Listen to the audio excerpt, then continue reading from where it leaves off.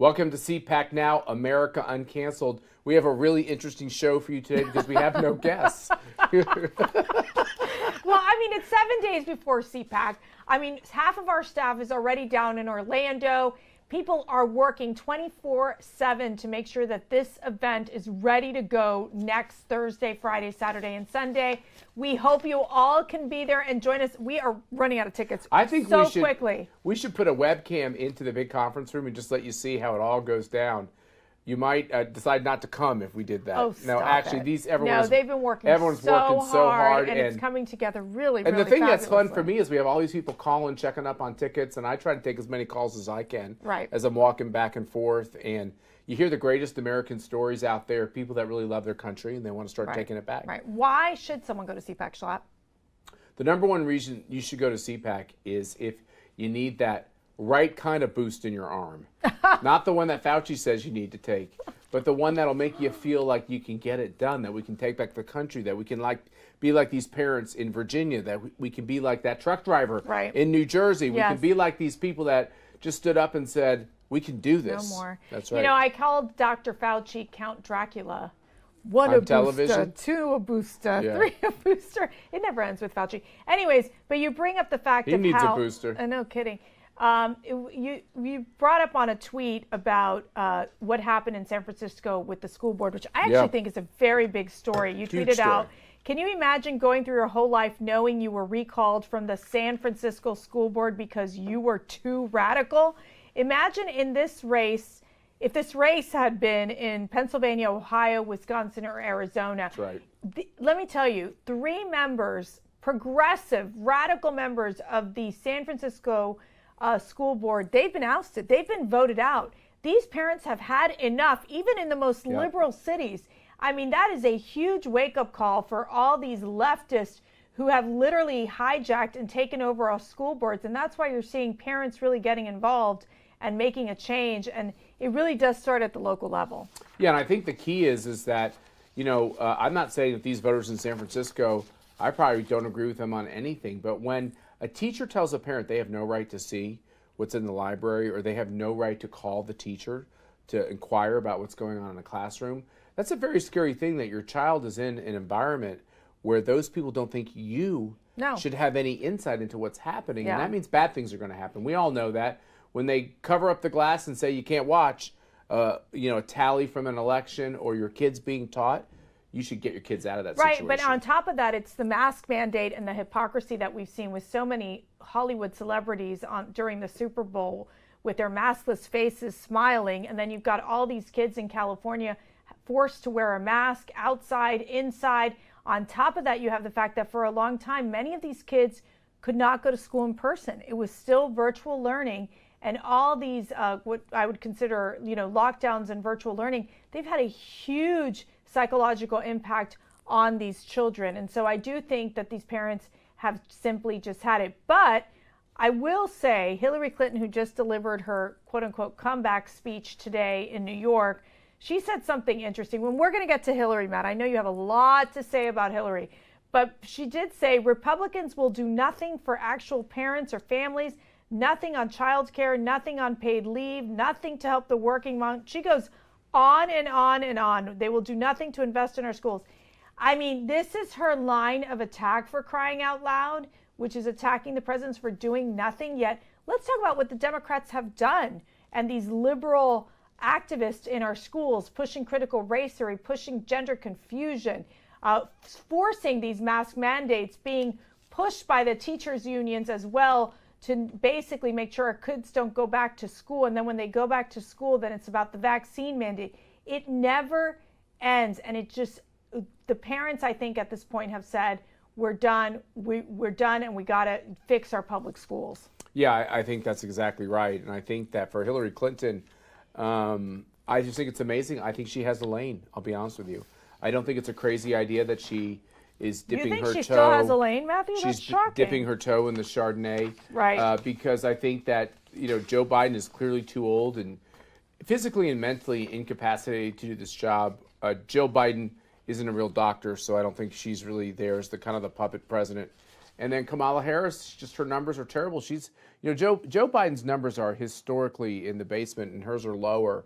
So I think Democrats have a high degree of anxiety. What do they do? All the cabinet secretaries in the Biden administration are hiding out. Yeah, you never There's hear no from them. leaders there. No. Schumer and Pelosi are way too old, so they don't really have a ready candidate. They had Governor Cuomo. That's over.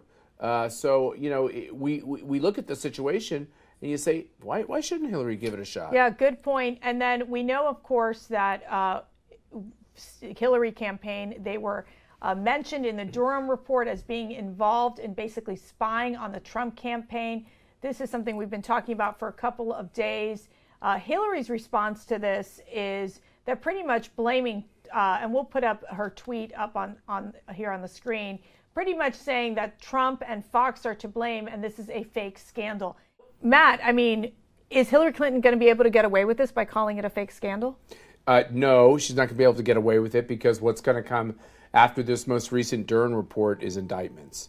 And, maybe Durham is not a talented prosecutor, but he's taken a year to get here. My guess is that his information is going to be quite solid. And if he's in Washington, D.C., you could argue he won't get fair judges. Okay, right. That could be an argument you make. But the problem for Hillary Clinton is that she did these things. And now they're going to start to squeeze people. And you know what? It's long overdue. Yeah, and I think you've got Jake Sullivan that could be possibly involved. I mean, I think that this is just the beginning of something bigger. And, we know that the mainstream media has no interest in covering this, but we're going to stay on this issue because I do think that Durham, John Durham is really trying to stay kind of in the middle, just impartial and not, make this into a political scandal. If he was a politicized prosecutor, he would have tried to come out during the last election. Right. He's waited a very long time, I'd say too long. But I do think it seems like what he has is solid, and we'll see. Now, I think the biggest problem for Hillary Clinton is that it wasn't just that her campaign spied on Trump, is that there was then this kind of collusion to get it into the government. Sure. And have the government use its resources to go after Trump. That is Trump. the FBI and the CIA. And starts there. Literally spoon feed them information that where it's inaccurate, exactly what they did with the Steele dossier. They took it, they ran with it, all trying to basically take Donald Trump down. And I would just say keep your eyes on Perkins Coie and Mark Elias. It's pretty clear that Perkins Coie pushed Mark Elias out because he's wrapped up in this.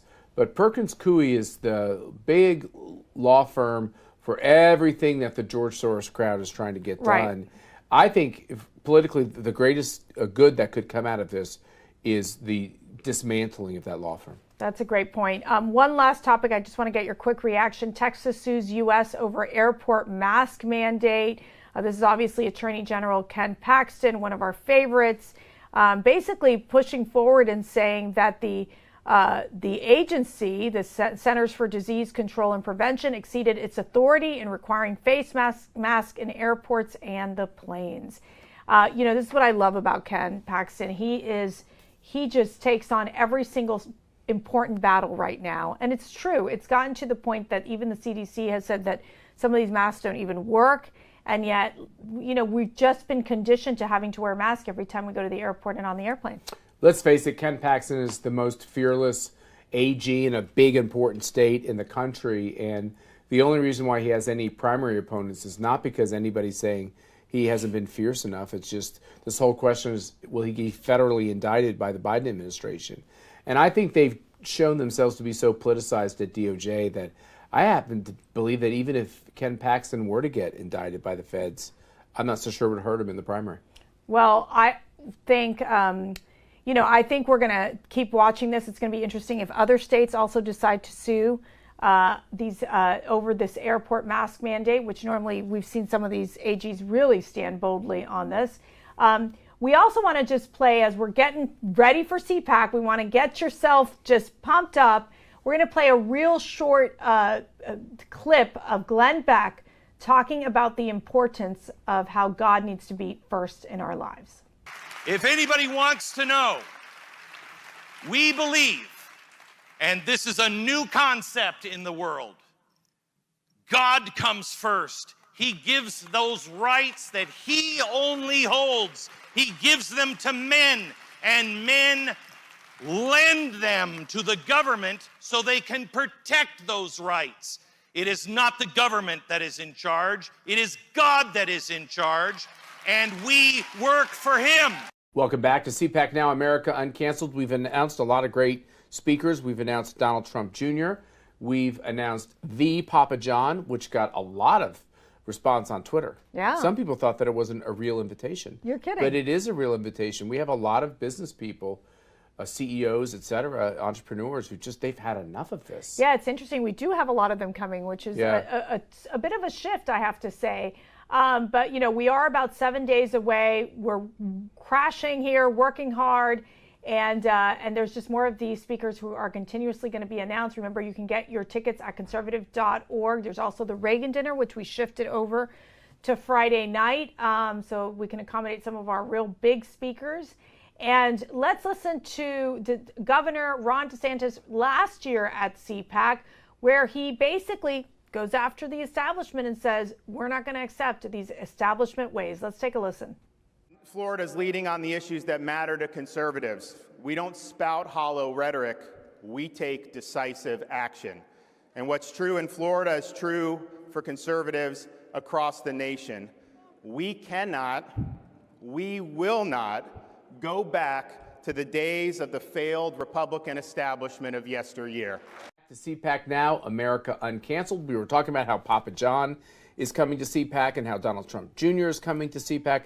My guess is somebody he spends a lot of time with is also coming Kimberly to Guilfoyle. Yeah, CPAC. she's been announced, and Ted Cruz, along with Senator Josh Hawley, DC Drano, Larry Elder. I mean, the list goes on and on. I mean, it's the who's who's of the American movement, as we say. And we really hope you can join us. And again, go to conservative.org to get your tickets. But we do want to leave you with obviously one of the most popular speakers at CPAC, Donald Trump. Take a listen. Together in the coming years, we will carry forward the torch of American liberty. We will lead the conservative movement and the Republican Party back to a totally conclusive victory. And we've had tremendous victories. Don't ever forget it. With your help, we will take back the House. We will win the Senate. And then a Republican president will make a triumphant return to the White House. Standing before you today, I am supremely confident that for our movement, for our party, and for our country, our brightest days are just ahead. And that together we will make America prouder, freer, stronger, and greater than it ever has been before. Thank you, CPAC.